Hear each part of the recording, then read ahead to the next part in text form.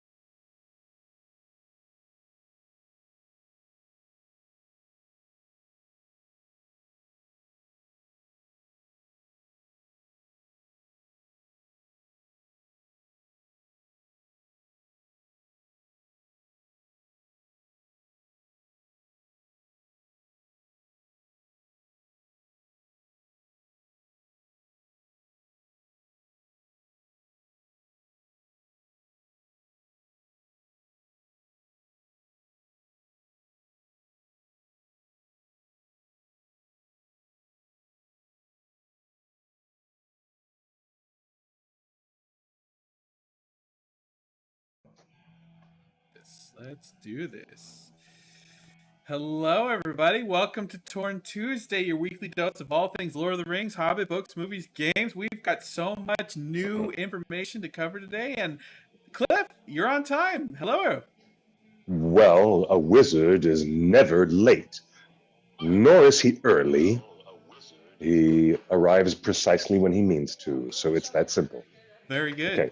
Hi, Cliff. everybody. Welcome to the weekly show. This is Torn Tuesday, your one-stop shop for all kinds of Silmarillion, Lord of the Rings, Hobbit, and J.R.R. Tolkien information and news, and of course, ongoing coverage and a lot of community excitement among all the online community YouTube providers and content creators, especially a tip of the hat to Fellowship of the Fans, who has alerted us to some great new stuff at the Amazon Studios. Oh, yeah. He's got the scoop. He's always had the scoop for 2 years He's now. got the super scoops on the poops. He's got all the goods. It's really good. Cliff, I want to tell Quite you, good. we have our own scoop at theonering.net about theonering.net. Check this out. We're trying something new today, folks. For all of you watching on our regular platforms, Facebook, Twitch, YouTube, and Periscope, Twitter video, we've got this new thing. Twitter's got this new thing called Twitter Spaces. Mm-hmm. And it is audio only, kind of like Clubhouse, if you've ever known Clubhouse. So, thanks to our friend, thanks to our friend Chris Saint, friend of the show. I think we figured out how to send our audio only into Twitter Space. So if you open your Twitter app on your phone, this does not work on desktop or tablet. And you might see if you follow us, you'll see the Wondering bubble up there.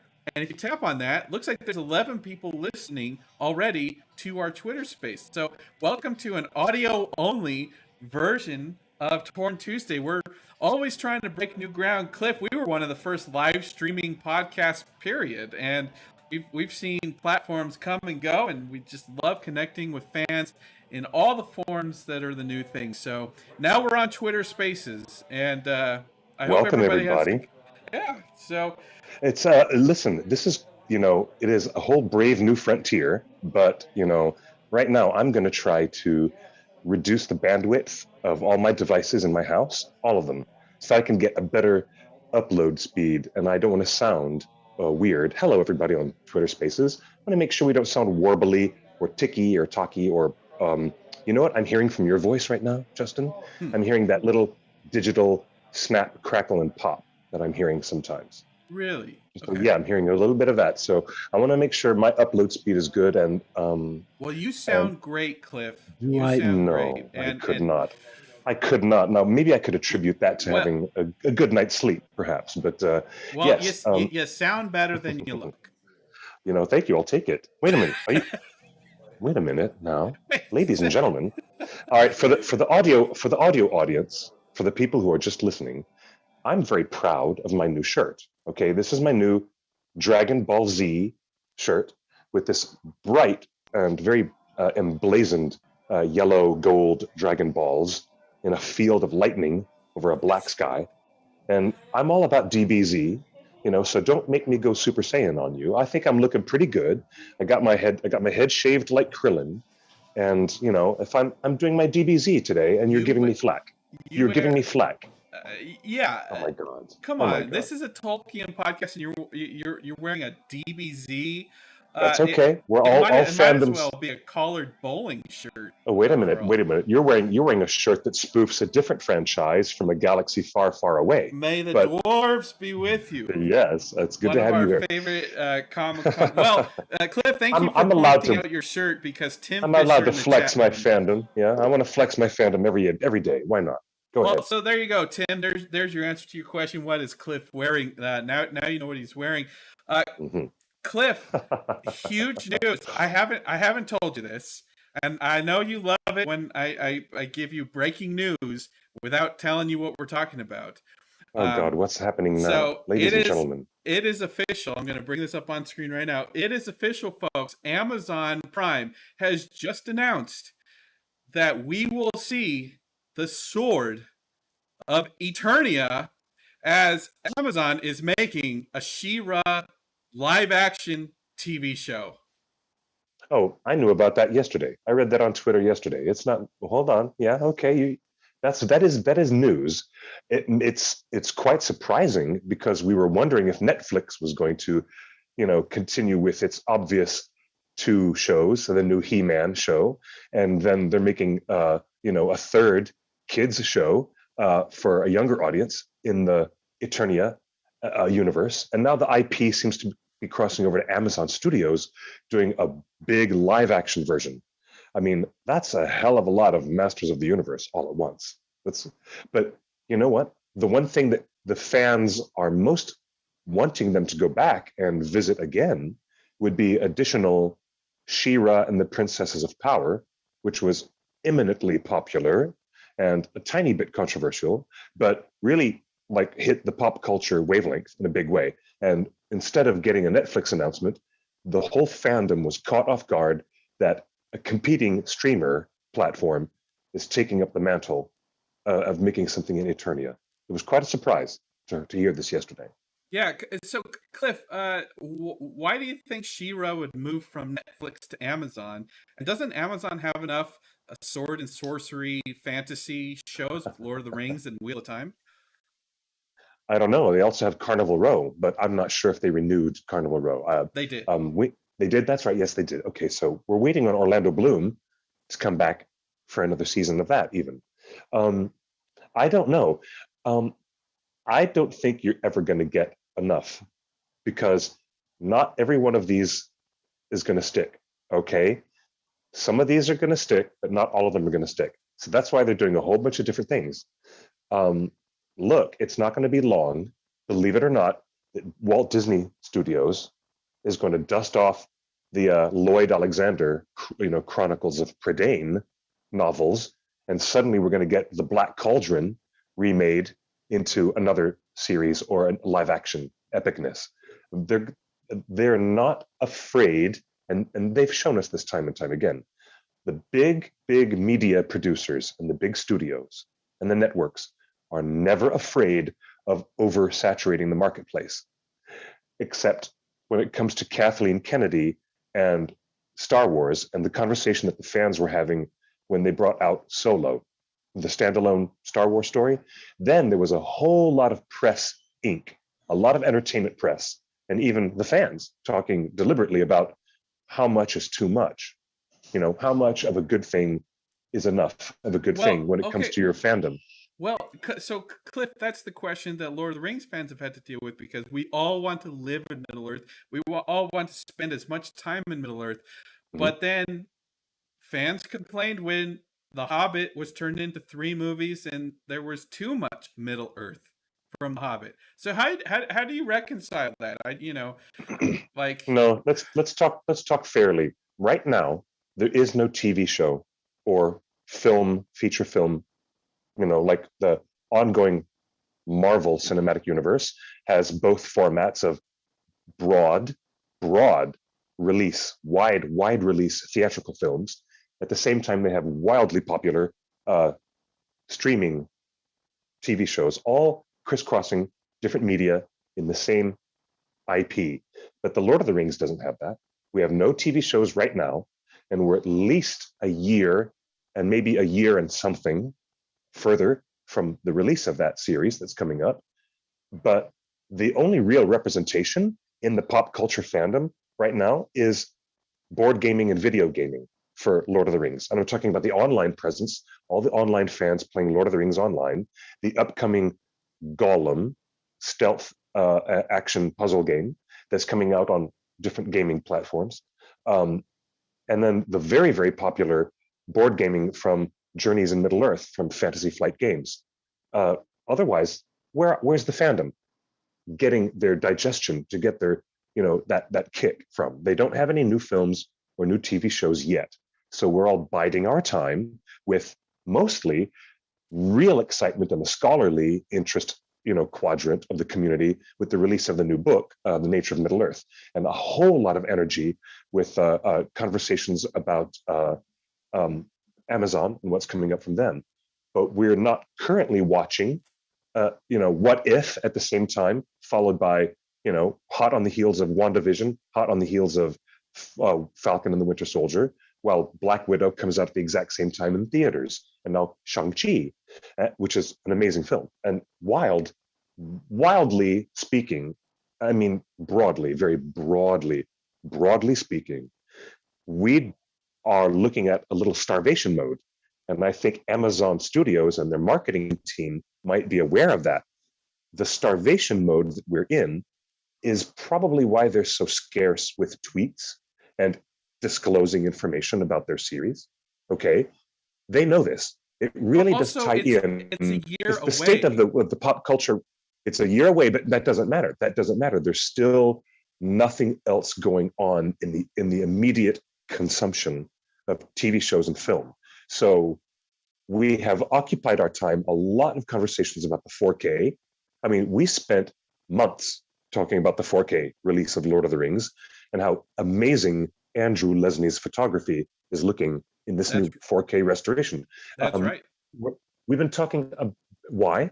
Why are we spending months talking about the 4K release of Lord of the Because Rings? last Because year's 4K release was one of the best looking 4K releases of indeed, any movie of all time. indeed, And then this last week, Warner Brothers Home Entertainment announced. Let me bring it up on screen. The oh yes, official yes, Ultimate Edition. We got the official details. Cliff, did you see this? it's yes. I have seen this, and I cannot quite say that this is the ultimate edition. That might be one of the big misnomers, but it's a really This is nice. not your unicorn edition. This is It the is not the unicorn edition. It ultimate does. 4K edition with 31 discs of The Hobbit and Lord of the Rings. Mhm. And Cliff, you have And last year's set, so this is the same movies, and they look great, it don't is. they?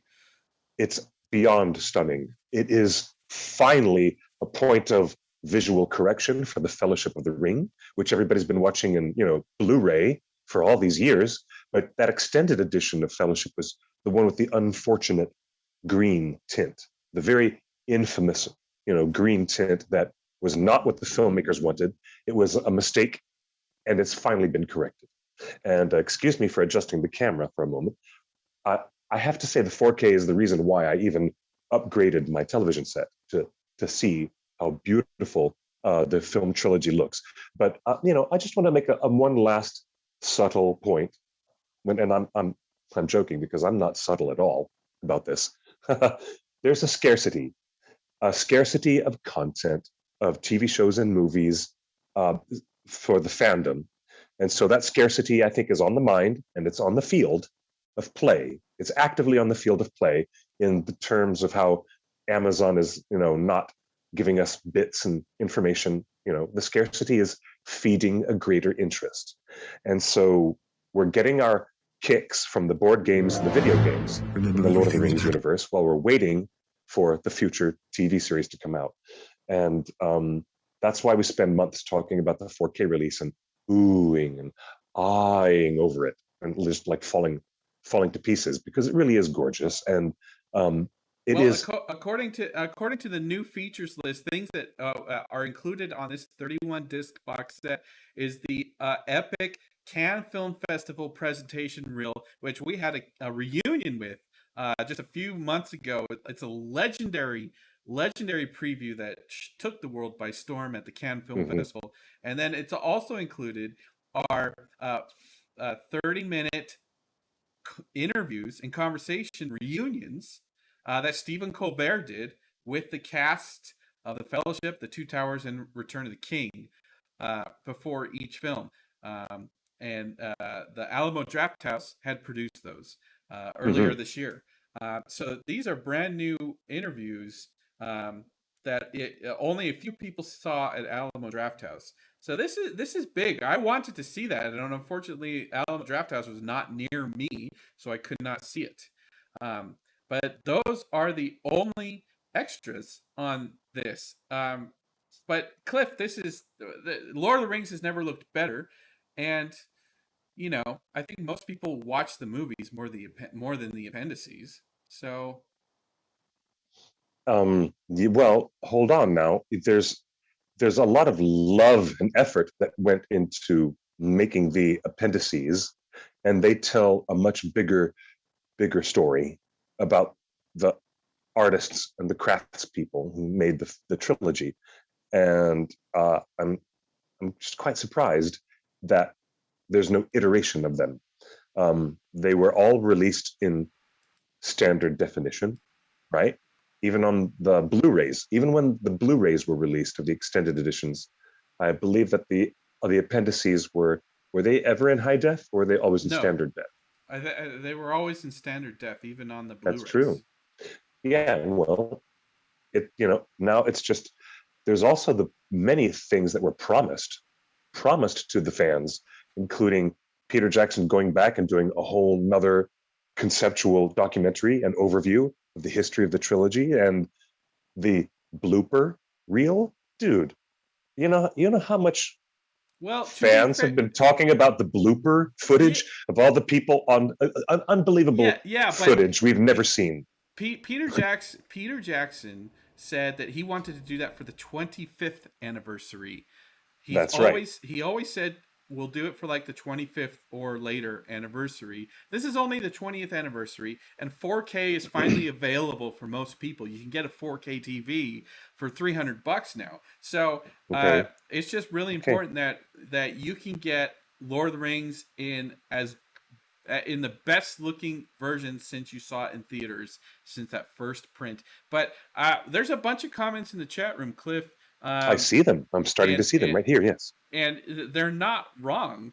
Of course. It's Matthew says the appendices are brilliant and are lovely, and they are a must watch. But Chrissy accurately says what is happening with a lot of fans, which is I already own the appendices, but my DVDs are scratching, and I just think if something is going to be a complete set, it needs the appendices. I watch those as much, if not even more, than the actual films. Thank you, Chrissy, for that opinion, because I think that is exactly shared across all of the hardcore fans and film aficionados. I think that Lord of the Rings appendices are the best masterclass in feature filmmaking, period. Outside of going to USC Film School. I would agree. I mean, you want to learn really, really fast instead of taking years and years of film school. If you want to learn about what's really going on a major film set. It's amazing the details that they get, and I'm also impressed by uh, the way that fandom is regarding the work of the craftspeople in the 4K, because now we are seeing more details in the embroidery, the clothing, the Yeah. armor, the leather work, the metal work. The people who design the swords are one group of people that you appreciate. They design them. And on the other hand, there's the physical craftspeople who take those gorgeous designs and make it real, and they manifest it in such amazing detail. Um, for example, when I watch The Two Towers in 4K, I'm consistently distracted by tapestries, clothing, swords, the elements of harnesses, the saddles, the equestrian gear, the parts of weapons and shield, and then there's fabrics in the tent. You know, when at Donharrow, and it's the mustering of the Rohirrim, and Aragorn is intruded upon by Elrond, who comes and brings him the sword that's been reforged. Um, Usually, I'm paying attention to the intense energy of the actors as Hugo Weaving and Viggo Mortensen are speaking to each other with this bristling energy. But now I can't. I can't even look at the actors. I'm watching the 4K, and I'm super conscious now of the fabrics billowing Oh in my the wind. And gosh. I'm looking That's at, and then I look at the cut of the fabric on uh, Elrond's Legolas. cloak. And Oh well, of yeah. course, talk to me about Legolas has details on that weapon, the bow that is given to him as a gift by Lady Galadriel. I didn't see those details before. It's amazing. It's really Well, amazing. I'm loving, loving, loving it. And I this love this is I a love the testament, of chat. course, to Andrew Lesney. If anything, if there's nothing else that you want to think about the artists who put their blood and sweat and tears into that movie, that trilogy, and think about Andrew Lesney doing his damnedest to photograph those details And what of a those workshop craftspeople. to Amazing, make amazing. those details. Emma Jane in the So, chat room well, says it's a celebration of Andrew Lesney, really. Emma Jane says, "When I show my kids the films, I want to show them the making of too, as these films are a true masterpiece, and there's so much more to them. It is all art. It's That yeah, is it. yeah. It's That just that that is it. And right. and I I really think, you know, I don't. I did not pick up the 4K sets last year because I was waiting for this because they said there's going to be new exclusive content. So I'm really excited about the new mm, exclusive content. And a Cliff, you and I booked this can reunion because we're so obsessed with the mythology of this epic reel. So I can't wait to see yes. that again and get hype. Um, So but are you hosting? Are you hosting at your place, or are you bringing the discs over to my what? house so So we can watch that? Well, yeah. So, well, I might have to bring it to your house because Okay. unfortunately, I can't get a hold of an Xbox or a PlayStation with a 4K Blu-ray player. It's like they're sold out everywhere. I can't even buy a 4K player if I wanted to. I got the TV. Are you kidding? I'll get this There are disc. stacks. There are stacks and stacks of 4K players at the Best Buy right down the corner. Oh, So the other thing yeah. with 4K, when we say 4K, what does that mean? It means we've got 4,000 pixels wide. We've got more than 4 times the quality of 1080p on the same TV that you always have. And with those new You know, OLED displays, it's oh, amazing. It's so amazing. you know what they could do rather than, you know what would be interesting if the appendices content is still 1080p or the old DVD quality format. There is enough pixels in 4K that they could put down at the bottom here. They could put like the full res appendices right here in the Hmm. corner, and then during the movie, so like you could have like all these moments where like you're watching the appendices and then you see the scene that they're talking about, and maybe it like pauses and plays. The other thing that this 4K release does not confirm if it has or has not, and maybe Cliff, you can answer this. I am a huge fan of the multiple commentary tracks for the Lord of the Rings DVD extended editions. Those commentary tracks are almost as good as the appendices. Hearing the director and writer do their thing, and then hearing the visual effects people do their thing, and then hearing the actors do their thing. The multiple commentary tracks are stunning to listen to. Cliff, does your set, first off, is your 4K set from last year, does that include the extended edition, and does it include the commentaries? Yes, it includes all the regular theatrical versions and the extended versions on separate platters. No, it does not reproduce any of the audio commentary tracks, Ooh. which Warner, is strange. Warner Brothers, I love Strange. you. I love It's you. very strange. You have my money, but I'm gonna double check. Let me double check. yeah, you go check that. But if Warner Brothers is watching, you have my money because I need this in 4K. But you'll have everybody's money if you put the commentaries in. And I know audio tracks don't take up a lot of space on the disc, so I know there's room to include them. So I feel like, oh, dude, it's kind of a big miss if you're not including the appendices discs and you're not including the commentary tracks. It's kind of a big miss. I am so enthusiastic, but there's a ton of fans that are like, hold on, these are legendary award-winning DVD sets. That's the minimum of content that people will pay extra for. But I can understand their reasoning. At some point, some business folks at Warner Brothers probably said, you know what? Everybody's bought the DVDs, and then they bought the extended edition DVDs, and then they bought the Blu-ray edition Blu-rays.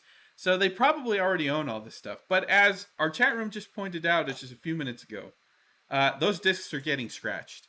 And unfortunately, the appendices, while they are available if you buy it on iTunes, they are not available on HBO Max or Netflix or streaming. So you can't just stream it. So that is a beautiful disc. It probably looks better when it's being played, Cliff. He's going to put it on. Wait, I can't show this. We're going to get copyright clipped.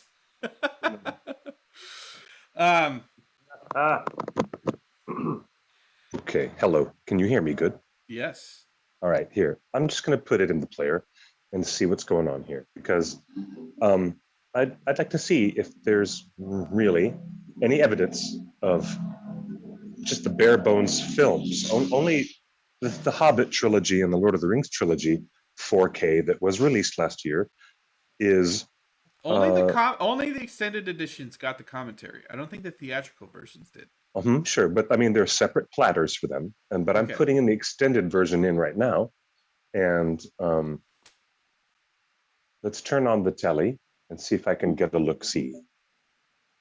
So I do think it's unfair for people to write negative reviews of this box set on Amazon when it's not even out yet. Oh, is that happening already? Yes, it's happening now, and you know what? It's not fair because literally this is the best looking feature film in 4K history. And don't just ask me, ask every movie reviewer out there. I mean, some people will complain about some of the ways that they upscale the 4K, but this is the most beautiful Lord of the Rings has ever looked. So it is worth the price. It is worth buying just alone to watch the movies in high fidelity 4K. And I feel like it's a big miss to call it the Ultimate Edition if you're missing the appendices, the commentary. Also, a lot of TVs now support high frame rate. I am personally interested in watching The Hobbit in the original 48 frame HDR that it was released in. I would like to watch that. Yes. Oh, I don't know. Really? Because the artisans did the work. The digital artists at Weta Digital did the work for 48 frames per second. I would love the option of watching the Hobbit trilogy in the original 48 frames per second. But that makes me it's more of a completionist thing, right? It's more like, completionist. Like I want Yes, every version that they ever released. Dan I in the chat understand. room I says, understand. "Give me 48 frames per second." Absolutely, yes. So, look, these are all things that Warner Brothers already has mastered. It's just sitting on a digital hard drive somewhere on a server. It's like, Warner, can you figure out? Can you figure out how to include some of this stuff? The 48 frames per second Hobbit, the appendices to all 6 movies, and the commentary tracks, which are so wonderful. And I you know think that what? I may have something not plugged in correctly because my Blu-ray player, um, my excuse me, my 4K player is not connecting, and I'm not getting any visual on my television. Uh oh. So I wonder what that's about. Hmm. Let me Sounds like check a the hardware settings. problem, not a problem with the Middle Earth box set. So anyway, that's officially announced. You can pre-order it at Amazon in every DVD section right now. It was one of the fastest-selling 4K movies last year, The Lord of the Rings in 4K. So this year, this is a great.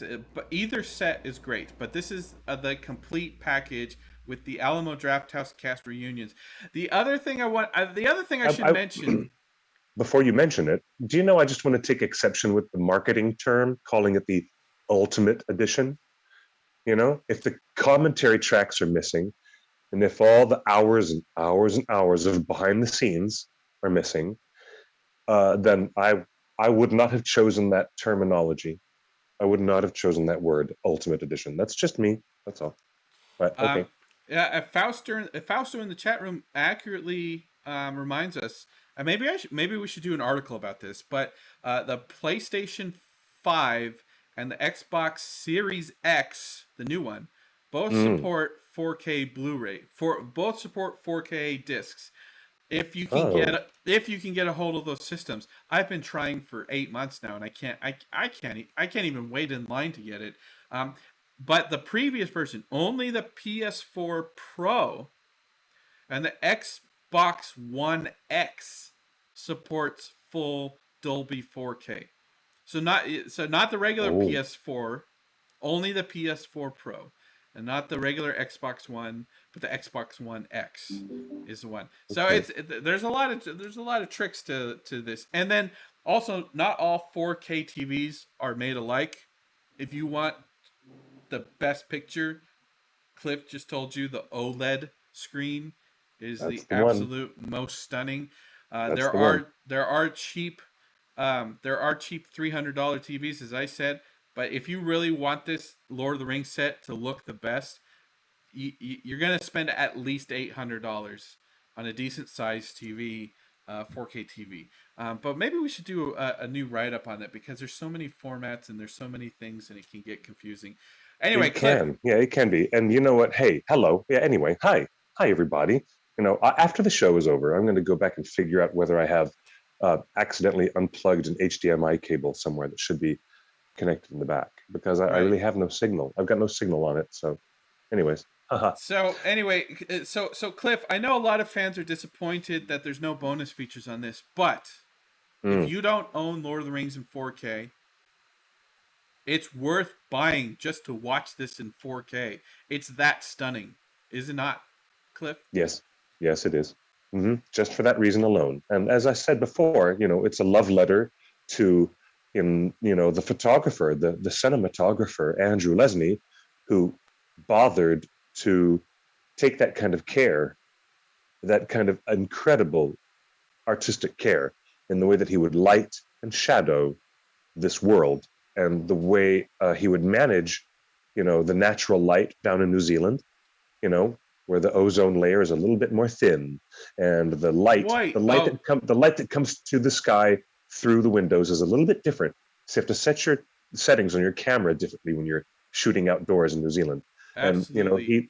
he was able to create magic, and the 4K is worth it as a testament to his cinematography.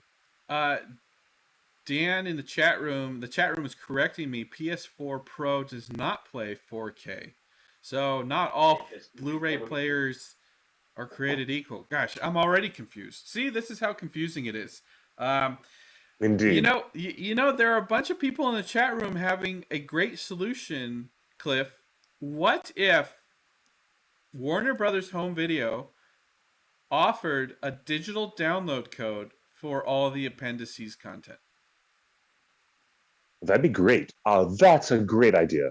Excellent idea. I love that. So for That's a great idea. $250, you get the full 6-movie box set. You get the Cannes Film Festival footage. You get the Alamo Drafthouse reunions, and yeah, you know what? That would be nice if we could get a download link or a watch link, so I can just watch it on my TV. The other thing, Cliff, the I'm final thing down. before we move on onto this, I really think I really think the fans got a spoil of riches because this 4K box set includes the cast reunions put on by Alamo Drafthouse this year. But Yes. remember what happened last year? Josh Gad got the entire Lord of the Ring cast together. Oh, that's right. He did. Remember how He you did. guys in the chat Mhm. room remember how amazing it was to see Josh Gad getting everybody together for a reunion? I almost cried. It was magic. It was magic. And I feel like Wow. I would have liked to see that on this disc, on this package, but I feel like Mhm.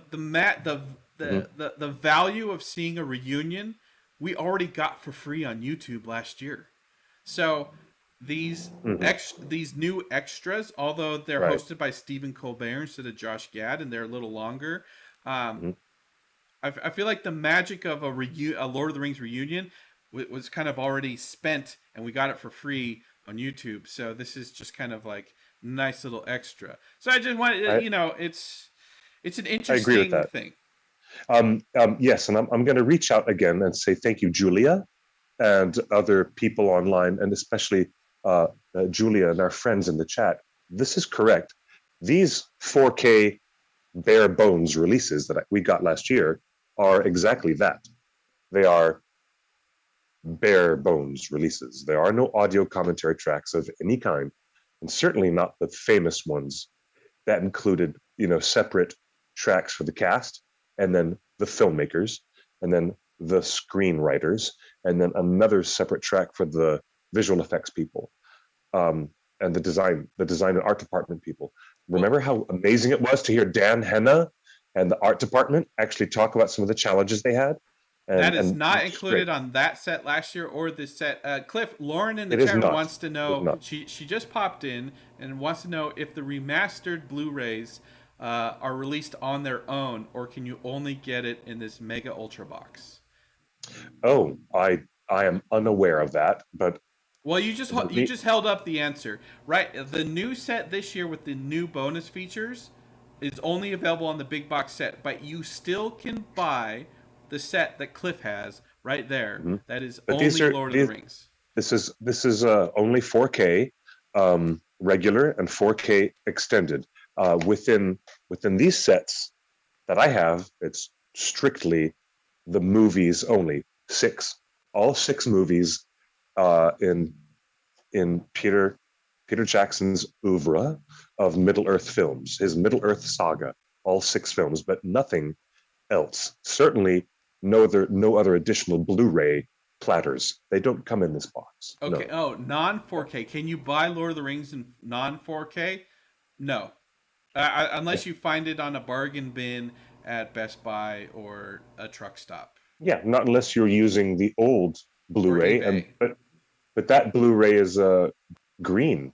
I mean, you want to that Yeah, you if don't you want want to to watch the watch the old Blu-ray. Blu-ray, you're watching the Fellowship of the Ring with this sickly, weird green tint over the whole thing.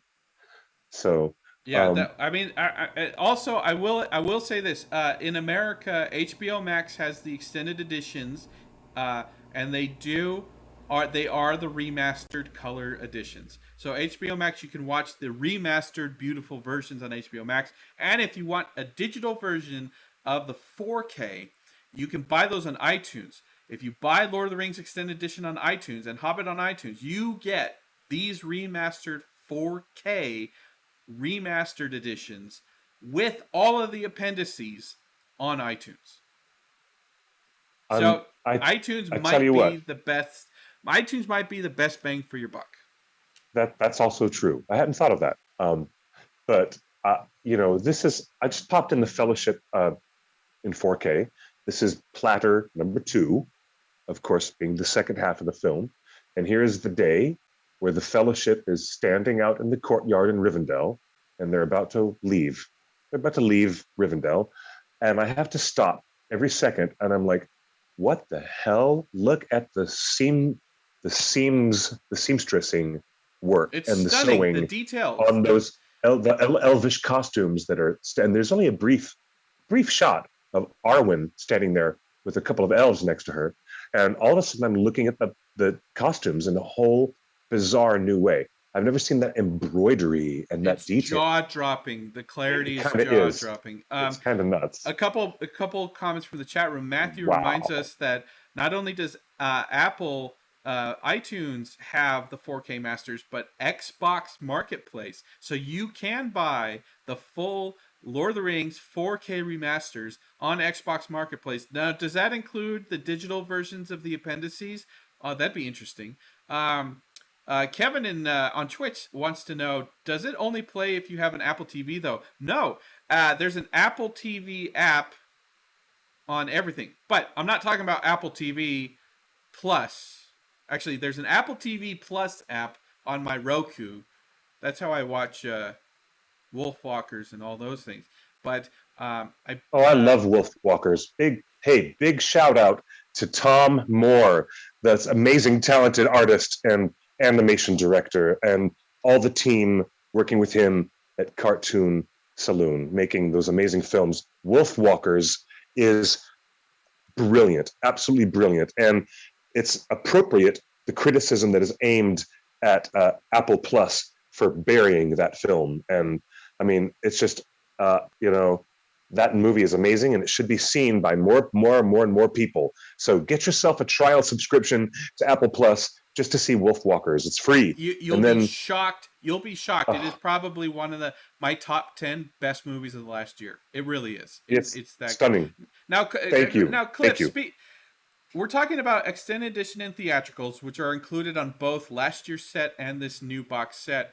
Cliff, Yeah, have you heard the latest fandom discussions that are saying that um, there's the Lord of the Rings theatrical timeline is a different timeline than the extended edition timeline? yeah. They're totally different. Yeah, there's like it's considered a separate canon, Wait. right? I think the discussions are coming up because Marvel has done a great job introducing the multiverse through all of their TV shows, and this What If show is pretty fun. But so this idea of the multiverse, you're saying that if you follow the theatrical releases of Lord of the Rings, Yeah, there's and there's a if you never saw the extended ever, and you were that audience member who only went to the movie theater and saw only the theatrical versions, and if you're sitting at home on Christmas and it's on TBS, what are they running? They're always running the theatrical version on cable, and every year it's always the same thing on cable. It's the theatrical version. You might very well be that person who's never seen the extended editions and never will. And so for millions and millions of people, that's canon. And the extended edition adds so much more stuff and makes a different canon in a way, of course. okay. Because, for example, the theatrical audience doesn't ever know about the gifts that are being given by Galadriel. The theatrical audience doesn't know that. There might be a slight reference in the dialogue in the Two Towers, but they don't know that Galadriel gave any gifts. And they don't really understand what is that bright little bottle of water that Frodo is holding that shines the light on the spider. What is that? Right? What would they even know about that? This is true. It's like, well, the theatrical version gives us a brief glimpse of her giving the phial of Galadriel to him, to Frodo specifically, but all the other characters are glossed over. And then there's dialogue. Even Saruman, one of the biggest changes in the extended canon, is knowing the ultimate fate of what happens to Saruman. If you were the audience just only watching a theatrical version of Return of the King, you would never, ever, ever know. You would never know what happened to Saruman. You'd never see him again. So, question from the chat room. Nigel wants to know, Cliff, is it better to start with the theatrical or the extended for first timers? Oh my gosh, that's a great question. I would go with the extended edition. Period. I would always recommend the extended edition for anybody, especially newcomers. They're going to get more bang for their buck. They're going to have a better time. Yeah, totally. All right. Cliff, moving on. Did you see this thing last night?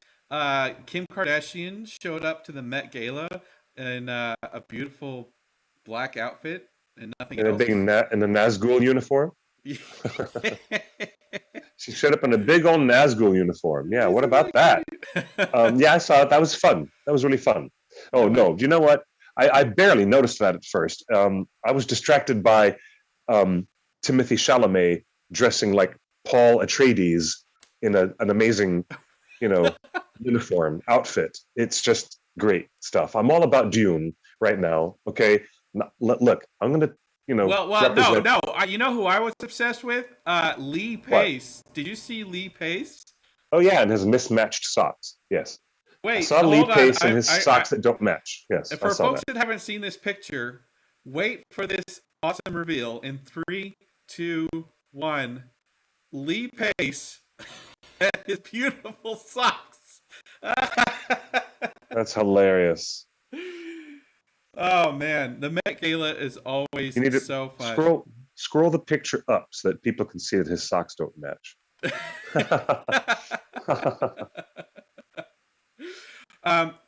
Cliff, honestly, when is Lee Pace going to show up to the Met Gala dressed as fabulous Thranduil? I wish he would. That would be great. He literally would win the Met Gala if he showed up in his Thranduil outfit and cape and everything. I promise you, Lee Pace. I will not argue. I will not argue that. That would be an absolute stunning sensation. That would be fantastic. Okay, yeah, he is fantastic, and I'll give him an extra gold star because we love him. He would slay. I'm telling you, he's amazing. He would win. Now, Cliff. By the way, and for those Lee Pace fans who really want to get into his past films, don't forget to take a look at The Fall, one of the most stunning films with Lee Pace front and center. It's called The Fall, directed by Tarsem. You're gonna love it. Trust me on that. Okay, wait. And if you have a little more time than just 2 hours, I highly, highly recommend Lee Pace in the TV series *Halt and Catch Fire*. *Halt and Catch Fire*. He is stunning performance in *Halt and Catch Fire*. It's a TV show that was on AMC for like 3 or 4 seasons. It's about the founding of the computer industry, and Lee Pace plays a wonderful figure in the computing scene, and his storylines are just amazing, and it's some of the best acting I've ever seen. So *Halt and Catch Fire* and *The Fall* are The Fall. Now, Cliff, I meant to talk about our main story tonight. Well, we have to talk about our main story tonight. I mean, everyone in the live chat is saying, "Why are you stalling?" We have to talk about the boat. We have to talk about the news that Fellowship of Fans revealed. And we have to talk about this because it's great news. What a great scoop. I want to get into it. Yeah, let me read the first couple. It's great stuff. Fellowship of Fans is confirming that Loda is the Numenorian character, and the code name on set for Numenor is Amdolin. Really? Amdolin. Okay. AMDELYN. So the code name for Numenor is Amdolin. In the leaked audition scripts for Loda, the character, the kingdom of Amerlin or Amdalin is a thick volume, and you have only skimmed the first page. Um, Oh so, my. Amdalin, they're even calling Numenor by a code name. Now, Cliff, my question to you is: in Tolkien's books or in his new book, does Numenor have different names based on Dwarvish, Elvish, or Men language? Numenor has, their own name for themselves, but the elves have their own name for Numenor. There's a name for it in Sindarin. There's a name for it in Quenya. You know, um, I believe that the Elvish Quenya term for it is as close to our modern world Atlantis as possible. But the elves call Numenor Atalante, Okay. if I'm not mistaken. Let me So take you've never heard of Amerlin or Amdalin no. in any Those of are the made. texts? That's made up stuff that doesn't come from Tolkien that I've Okay, heard of. No. okay, hold on. Let me take an opposing view and say Tolkien gave you so many names for Numenor. Why are you making up new ones, guys? Come on, Amazon. No, I'm just giving you a hard time, but I know fans are thinking it. Did Philippa and Fran and Peter come up with new names for Gandalf, or were they happy with the 8 ones Tolkien already invented? Westernessy. Also, I believe that last E is silent, but Westernessy. Westerness. And Atalante, I think. Give me a moment, if the audience will be so kind and give me a moment. I'm going to go grab my Atlas of Middle Earth. He's gonna go to the Atlas Middle Earth. All right. All right. Well, then I will bring this up. All right. Let's bring this up. Ooh, what? Wrong screen. Hold on. Pin to second screen. All right. Let's read this. So exclusive Fellowship of Fans again. They are the #1 scoop for Amazon Lord of the Rings series. I still don't know how he does it. But one of the main sets, massive set pieces at Kumeu Film Studios in Auckland is Loda's boat. Loda Mm-hmm. is a code name for a character, or may not be a code name, maybe a character. It is a big boat created from scratch, and while in action is on a movable gimbal with cannons, full sail riggings, and a golden trim, and is said to be quite a fancy looking boat. This is huge, okay? Yes. They have built now. Cliff, we couldn't find any photos or video, neither could Fellowship of Fans. So I found the next best thing. This is what the last boat looked like with water cannons on a gimbal. This is footage from Pirates of the Caribbean at World's End, where up here in the desert, in the Southern California desert, they built a huge boat on a gimbal, 2 boats on a gimbal.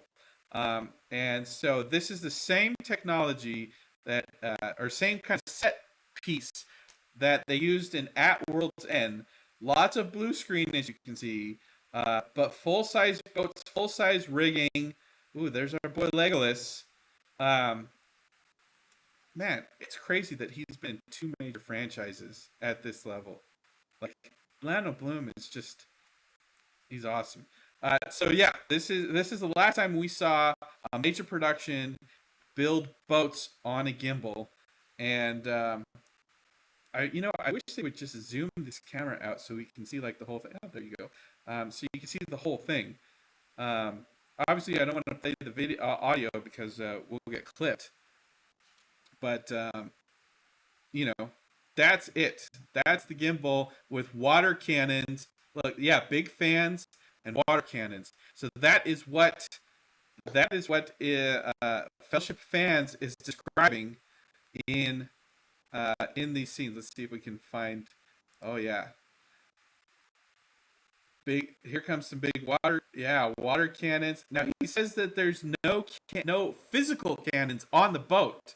So they're using off-site water cannons to blow water and mist up. So, Yeah. you wouldn't need, Cliff. You wouldn't need water cannons if you were on still seas. Like, so this boat is going through some maelstrom. It's going through some stuff on the high seas. Um, Cliff, what from the books has a boat going through stormy seas? Oh, that could be any number of things. It could be just a regular storm, or it could be the massive tumult at of the end of the history of Numenor, when the island is being destroyed and sunk under the waves in a great cataclysm. So who knows? Could be.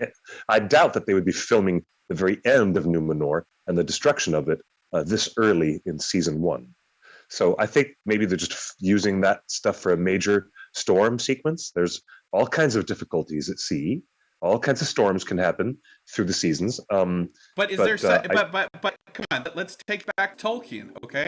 If they're hold on, I want to before you do this question, I want to answer you properly. But I also want to fairly acknowledge Leonardo in the chat, who helped me identify the several names for Numenor. And also the fact that it's called Atalante after the island is destroyed. But the high language of the Edain, the language of men, they called it something different after the island was downfallen. So yeah, it was Westernesse, Numenor, or Elena, and Anadune were some of the names of the islands. Yes, but go ahead. You're asking me about taking it back to Tolkien's written histories? Because the Dragon Demands in the chat room says Morgoth's forces never use the oceans. So who is fighting on the oceans? The biggest thing that they might be filming early on in this is when, and this is even like before the Second Age. I mean, I don't know why they'd be filming this stuff from the first age. Well, we've already seen the two trees, Cliff. So like the Second Age, everything's on the table. Let's assume then, given this logical argument that anything and everything is on the table, if they are doing stuff from the First Age, it could include the kinslaying at Alqualonde, where the elves did not want to go with Feanor, and Feanor, attacked them and took the boats. And maybe there are storms at seas when they take the boats. The first kinslaying. I don't know if they're going to show anything like that, unless it's maybe a reference to the past difficulties that have plagued the Noldor. And then, there were those who stayed faithful to the Valar, and there were those who went with Feanor and his sons, and they traveled across using the boats, the stolen boats, and went over to the shores of Middle-earth and arrived in Beleriand. So Feanor and his sons, they took the boats. And then at the end, instead of using the boats to go back and get more of the elves, they burned them. They burned the boats. And because Professor Tolkien was because he was describing a flat Earth, even hundreds and hundreds and thousands of miles across the ocean, the elves could see the burning of the boats because the Earth was not curved. Arda was not curved at that time, so they could see the burning of the boats, and they knew they were betrayed. Okay, but I don't know if that involves a storm at sea or anything. Well, so this description says a golden trim that is said to be quite a fancy-looking boat. Would that be something that Feanor sails with? No, it sounds like a Numenorian boat, and this has been speculated already by a lot of other fans online. What about Eldarian? This description doesn't sound like an elvish boat. It might be, since we're just making the assumption we're going to be in Numenor, dealing with Numenorians. Maybe this character is one of them, and he is a very successful Numenorian who's making a lot of travels between the island of Numenor and Middle-earth. And maybe he's going to be one of those characters, like in Game of Thrones, there's that really cool pirate guy. He's not a major character, but he allows overseas transport for a lot of the other main characters. Yeah, I just hope we get some sea shanties. Guys, I'm not done with sea shanties, folks. I've been obsessed with sea shanties all through the pandemic. So it would be wonderful if they have. You know what? Do you know what? I don't know if the elves would be as inclined. Maybe it should be Numenorians. Let's hope and speculate that the men of Numenor would be more inclined to sing the sea shanties while they're sailing than the elves would. I don't know. Maybe I don't know. Does Arendelle have a flying boat? Ultimately, when it gets to that point in the story, but you know, I don't think this is a flying boat because they have water cannons. So unless this is flying like a Star Wars speeder bike, like 2 feet above the surface, then I can understand that you might get things. So moving on, Cliff, Fellowship of the Fans. One of the main leading characters in Lord of the Rings on Prime is the character codenamed Loda. Deadline confirmed Lloyd Owen is playing the role of Loda. So the expectation, the presumption is that this boat, this golden boat, belongs to this guy, Lloyd Owen. He does not look like an elf. I don't know. He looks like he's got some nice lines on his face. I would expect this is a seafaring trader of Numenor. He does have he has that look. What does the chat room think? What if he's a merchant? Yeah, if he's a merchant, trader, Numenorian tradesman, or Numenorian, maybe he's upper class and has more money and more trading and is pretty busy managing things on both coasts. Maybe he's running business between both coasts. The Dragon Demand in the chat rooms mentions Salador. I think he's referring to the character in A Song of Ice and Fire, the pirate that I was mentioning. Oh yeah. Okay. Takes characters from the Westeros to Essos and around. Yeah, I think. Now, come on. This is definitely a code name. Do we want to speculate on what the character's real name is? So do we have named Numenor merchant characters in Tolkien's limited text? Remember, everything in the Second Age and the First Age was published after Tolkien died. So there might be some names on a family tree somewhere in the appendix. What? Forgive me if I pronounce this wrong. People in the chat room are saying Ciriatur. Ciriyatur. Ciriatur. Okay, who's that? Curator? That's not a name I'm familiar with. But I think the chat room agrees this is a Numenorian ship captain. Let's go. What else does Fellowship of Fans say? It is presumed that this person has great wealth and power. Okay, and here you go. I just found this character. If I'm pronouncing his name wrong, Ciriatur was the commander of the Numenorian fleet that was sent to aid Gil-galad in the War of the Elves and Sauron. Second Age. Okay, so you know what? That might be a big, big clue.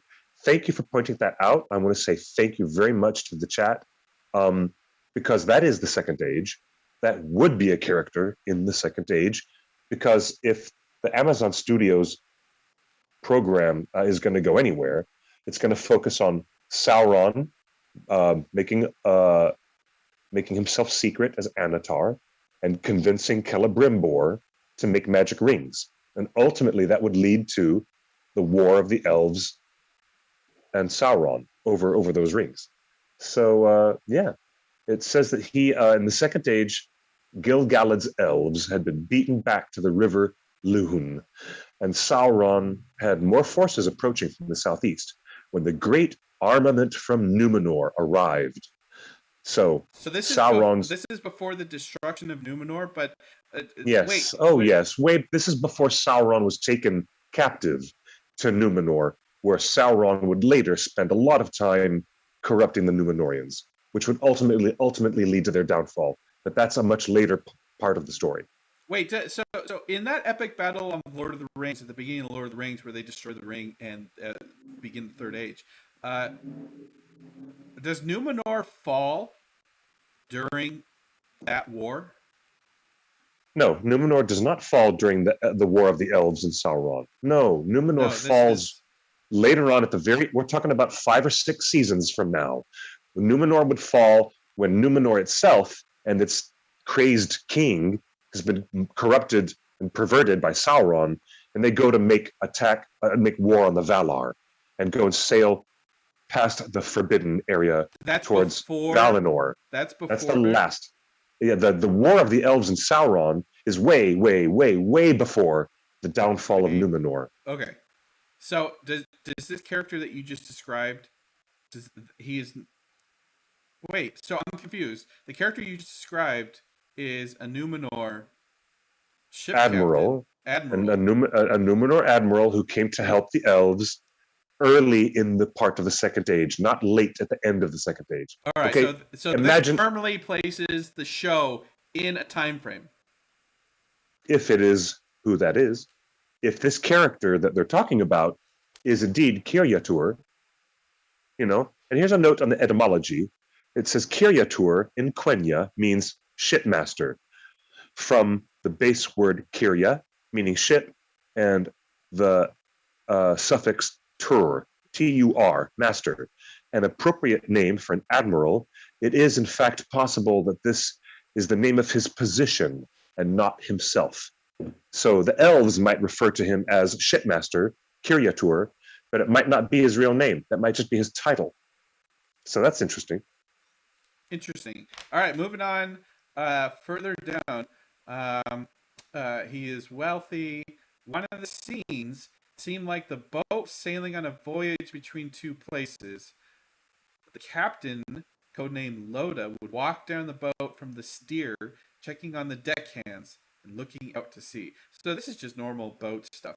The deckhands were moving ropes and sails as water cannons offset were blasting at the ship, while the ship was moving up and down on the gimbal. So his question is, Kirjatur, Aldarion, Elendil, who else? You know what? They're going to be making a whole bunch of brand new characters. I've got a feeling that that's what they're going to try to do with this. This type of thing is going to be them making new characters so that they can fill the blanks. Most of the names you see in the actual appendix, in the back of Return of the King, are all a lineage of royalty, just a lineage of royal family line, not everyday people and craftspeople and merchants who are living and trading in Numenor. I mean, it's got a whole Settlers of Catan kind of feeling to it. You ever play Settlers of Catan? Think about whether the show, in the writer's mind, are they going to show Numenor being settled and being built? Like, oh, arrival on a new island. Let's settle and build, and everything is fresh and starting small. Or follow with me now. Are they going to center the narrative on a timeline in Numenor when there's grand towers and citadels and paved avenues and bridges, and it's not just a settlement, it's like really been there forever. And we don't know. We don't yet know where they're going to be. But if this guy has a gilded boat, which is looking like a very wealthy gilded boat, then I'm inclined to think that the writers are going to put us in the latter time frame, not early Settlers of Catan, where there's nothing even built yet. I got a feeling that we're going to be well along where Numenor has been established.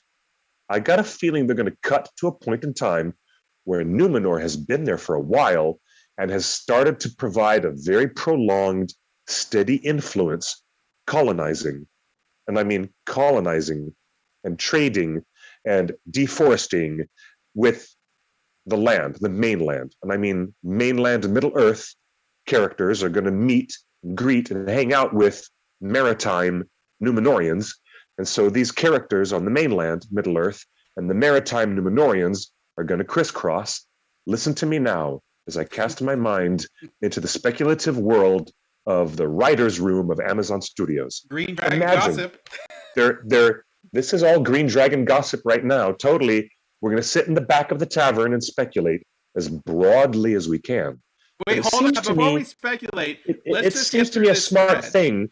That's all I want to say, really, is it's a smart thing to introduce characters at a point where industry and commerce is at a high level. That way, we get a lot of interchange, a lot of interpersonal drama, a lot of characters going from the mainland to the Numenorian island, right?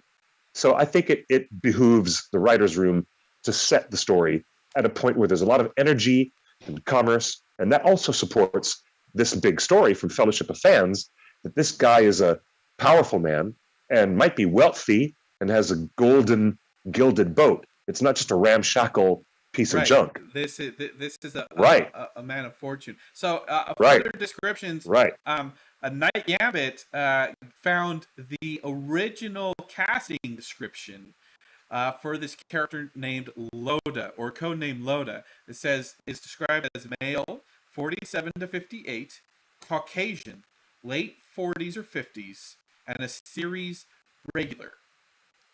Series regular. Lloyd Owen, the actor that we just showed, is 55 years old and Caucasian. So he 100% fits the bill for the text description of Loda. Mm-hmm. So Loda is that a fantastic role for a strong leading male actor. He is earthy, deep, and solid. Doesn't give feelings away. Physically strong and fit. Powerful. Mm-hmm. That sounds like Numenorian, doesn't it? It sounds like a lead character that we're going to root for that's going to be around a lot.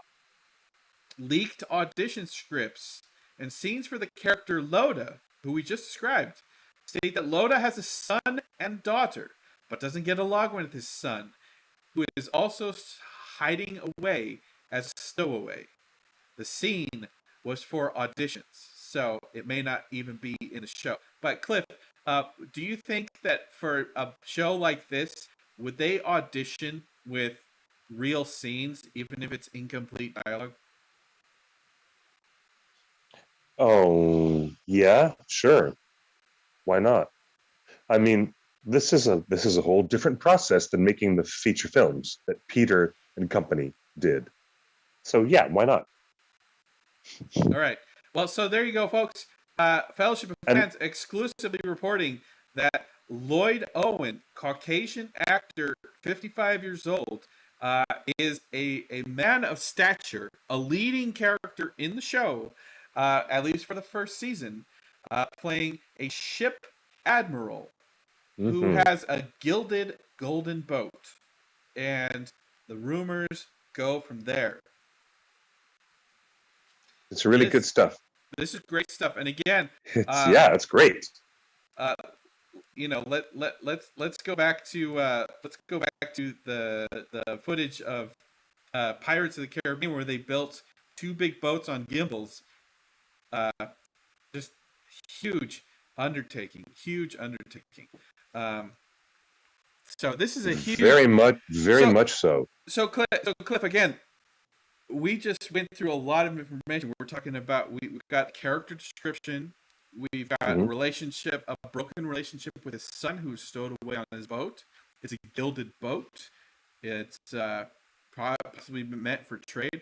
So are you saying, based on everything that we've just discussed, if this guy shows up in the first 2 episodes, where does this place the show?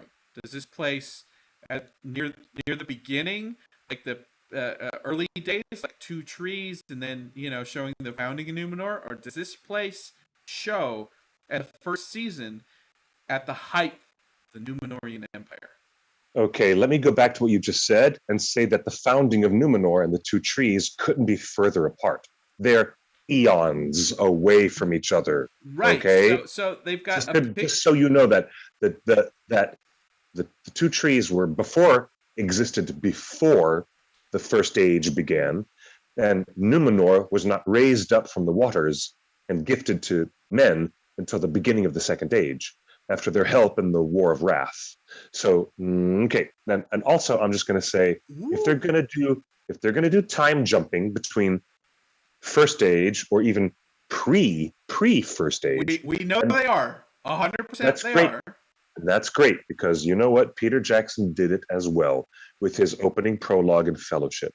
But yeah, of course, if they're going to do this kind of stuff and go to this type of character and his ship, his gilded ship, and he's a main lead character, that means we're going to be on the boat with him and his other supporting characters a lot, season after season after season.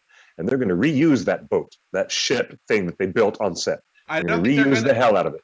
I don't think they're going to because they're moving production from New Zealand to Scotland. They'll And rebuild it. They'll rebuild it and use it again. But I got a feeling that just to answer your question, it really is starting to point a little bit towards, that part in the Second Age, right before Sauron made himself known to the elves of Eregion, and the Numenorians were regularly arriving on the coasts of Middle-earth, and they had influenced people by providing irrigation, teaching them how to build better tools, teaching them how to farm arable land, even making more arable land by deforesting a lot of the forests that Treebeard is referring to.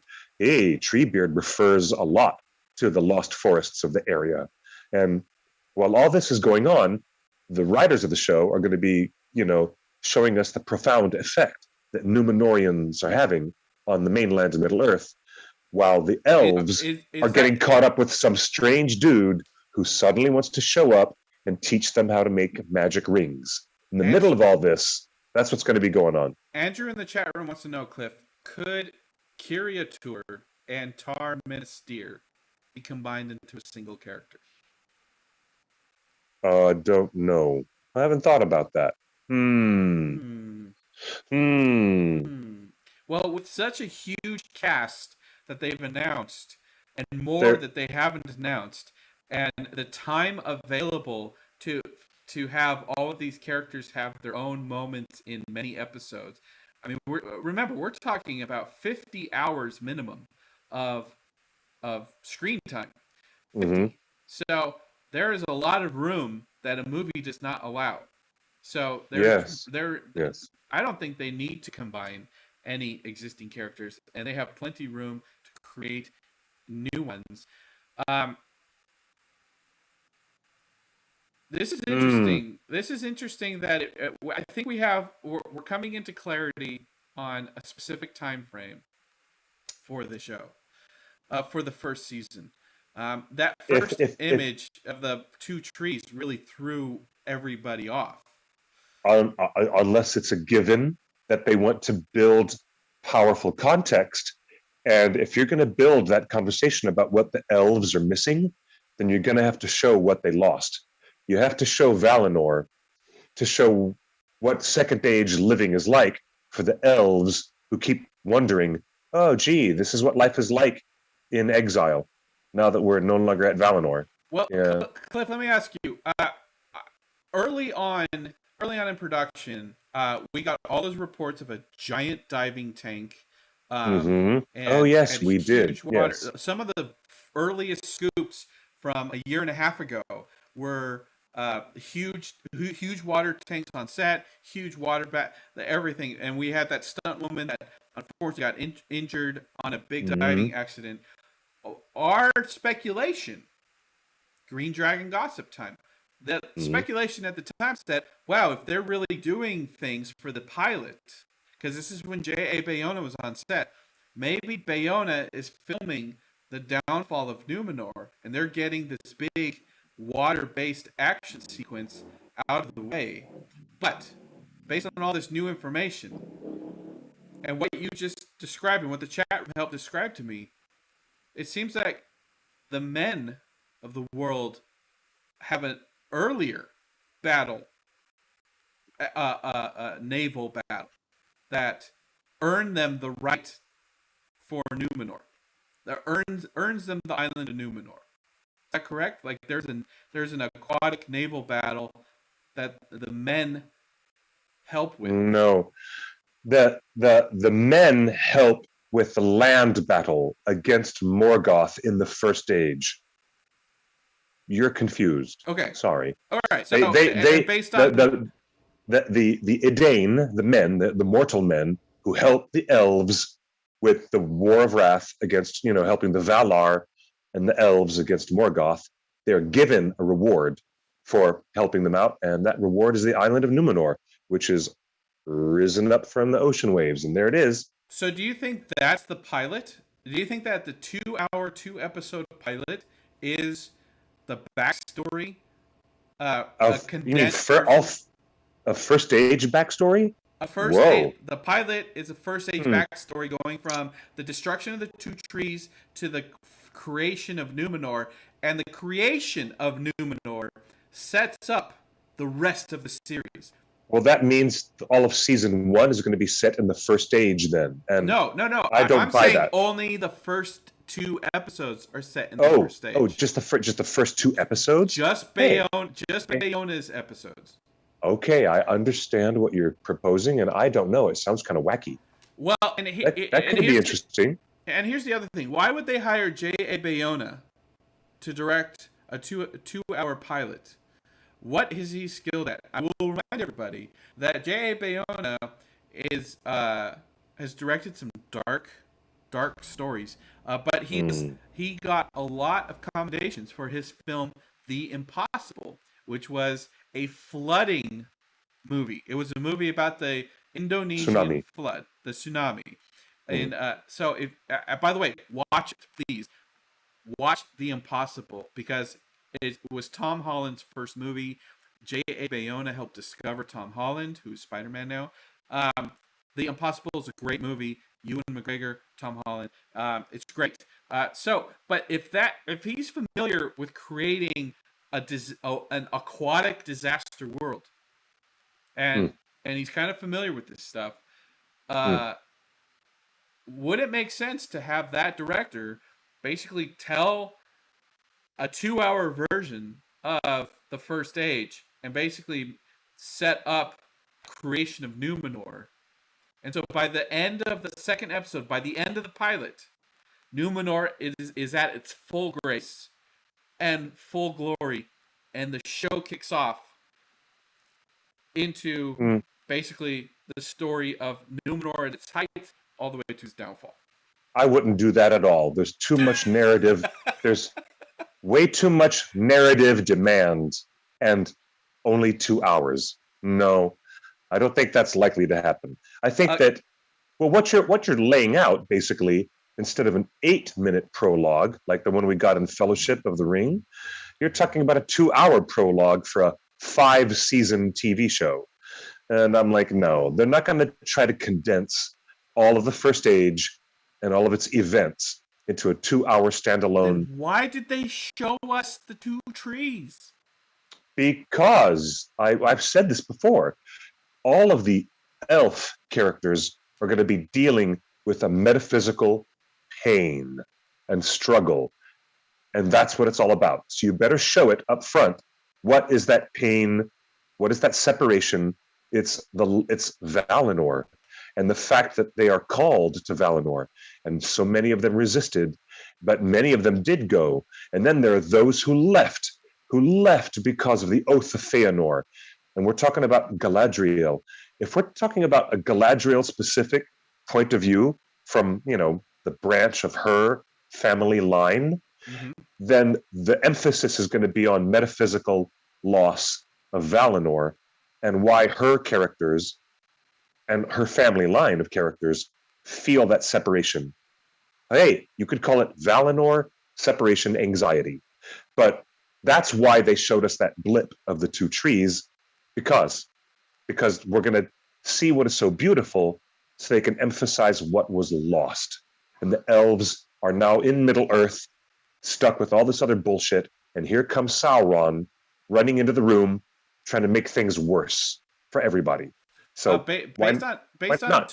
Tolkien's new book that you got a copy of, The Nature of Middle Earth, um, a 2,000 year time jump in the show from the two trees to the height of Numenor based on Tolkien's new book, is that just a blink of an eye for Galadriel, based on Hmm. Tolkien's rules. So it Yeah, totally makes sense to see the same age Galadriel 2,000 years ago on the two trees, and then time jump to Numenor. yeah. I like this idea. Everyone in the chat is saying hello. Flashback. They're just going to do the big flashbacks that they need to do to establish context, and then they're going to jump forward to here in this time in the second age. They're not going to say we have access to this time. Here it is. They're just going to show us flashback, and then boom, here we are in the second age. And I don't expect the establishment of Numenor to be anything but briefly sketched out. They're going to go to the point where Numenor is a standing world power, and the elves themselves, are a standing world power in a couple of locations in Middle Earth, on the coast near the Gulf of Loon, where the Grey Havens will be built in the future. I'm talking about Lindon and For Lindon. The other major place, and that's where Gil-galad and Elrond are. I'm also talking about where Galadriel and Celebrimbor are, which is outside the west gate of Moria in Eregion. So there's going to be, these kingdoms of men coming to settle Middle Earth, the kingdoms of elves already established, pretty much feeling like they're, in exile. But all of Beleriand has been sunk under the waves. Numenor is the new place where the new height of civilization is happening. Settlers of Catan gone wild. It's going to be interesting. But Final question for it's you. going to be very interesting. Really, really will be. In what season should they introduce the elves teaching the Ents to speak? Oh, that happened a long time ago. Okay, Probably before the first age. So when should they Yeah, bring Ents into the show? anytime, all the time. Bring the Ents into the story all the freaking time. Please let Treebeard and his friends please be there. Yes, anytime, all the time. Well, Absolutely.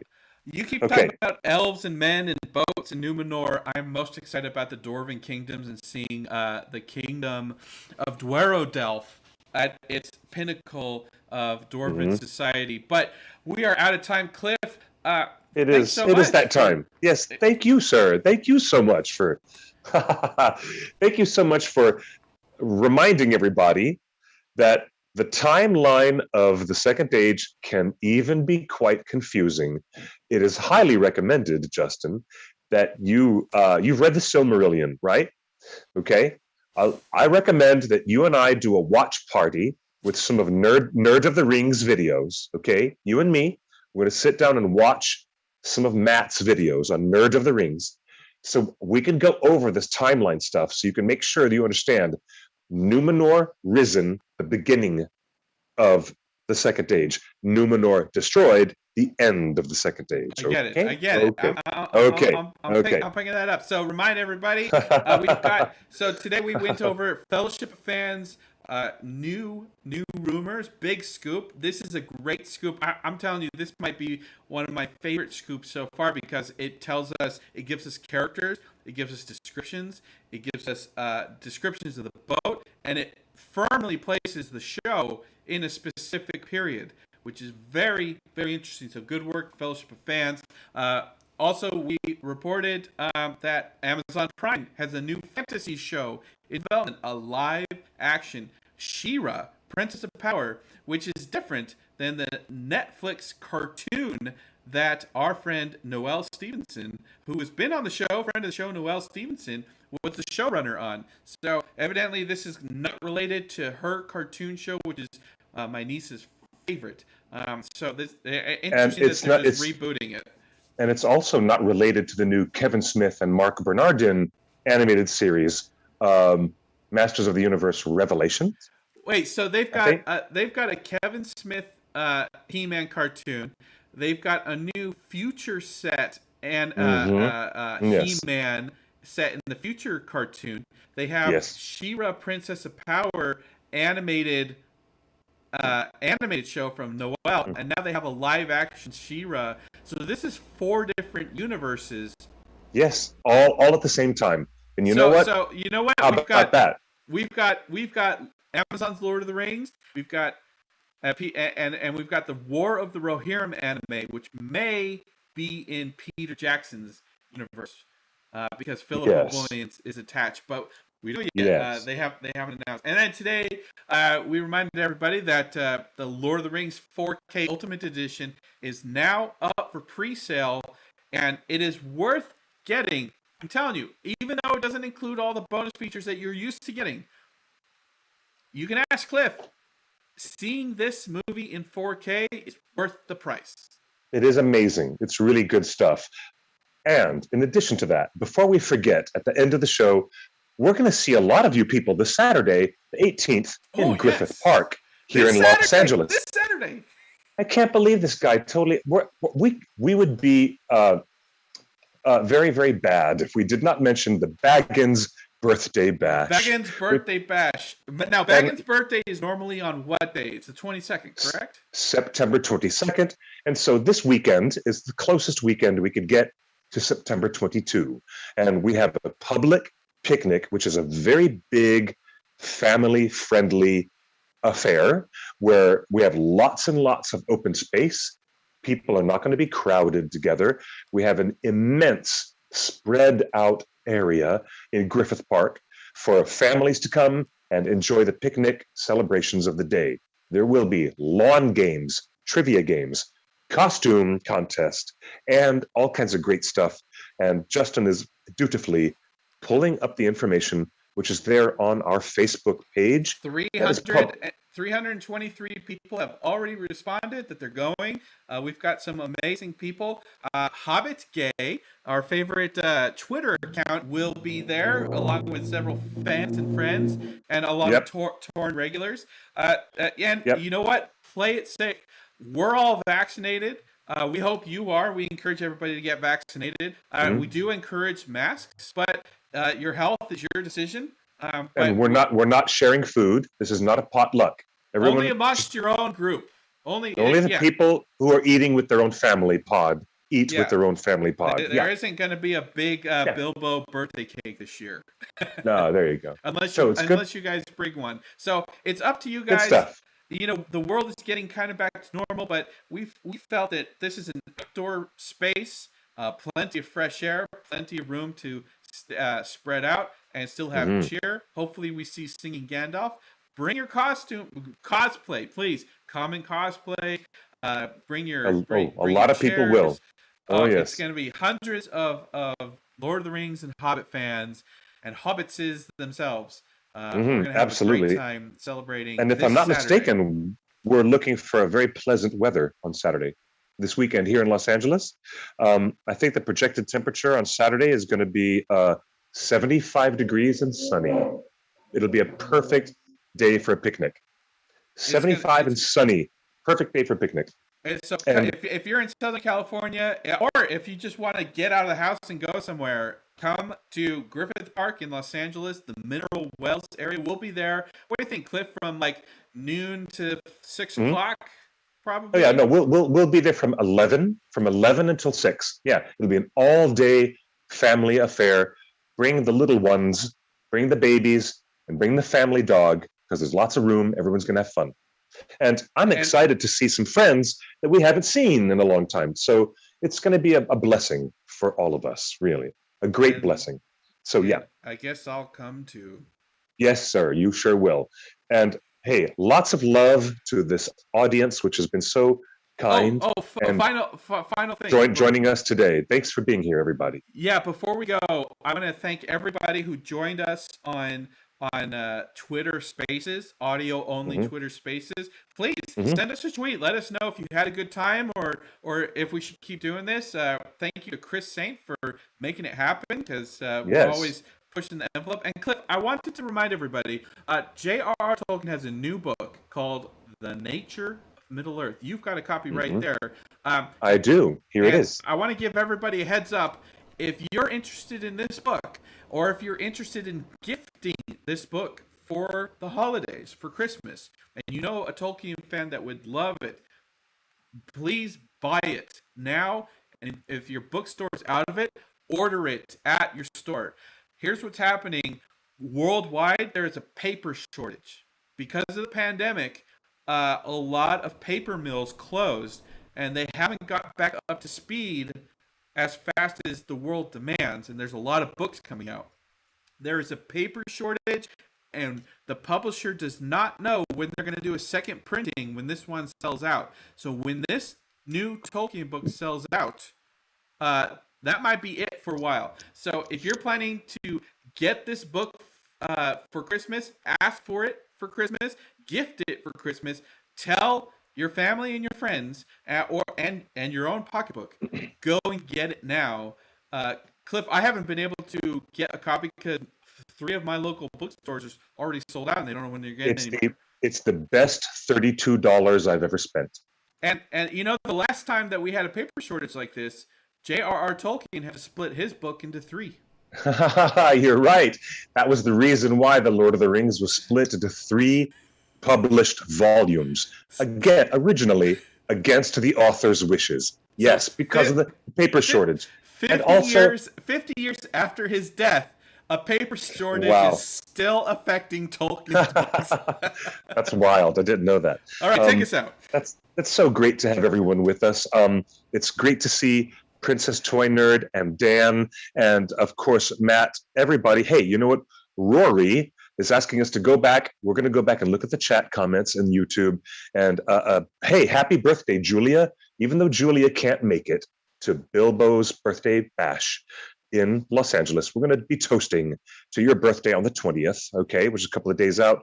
And so everybody, thank you, Will and Chrissy and everyone. It's just so great to have Bryant and everybody here.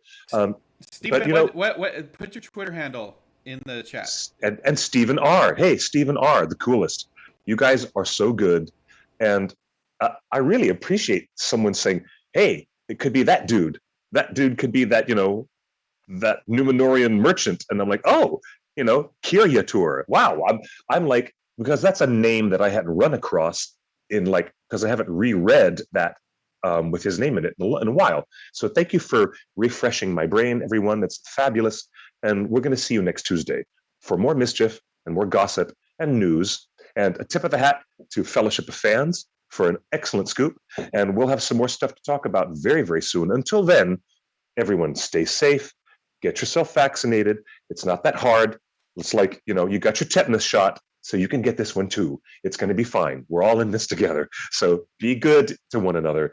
And until then, buenas noches y buena suerte. Good night and good luck. Bye. Bye. All right. And then let's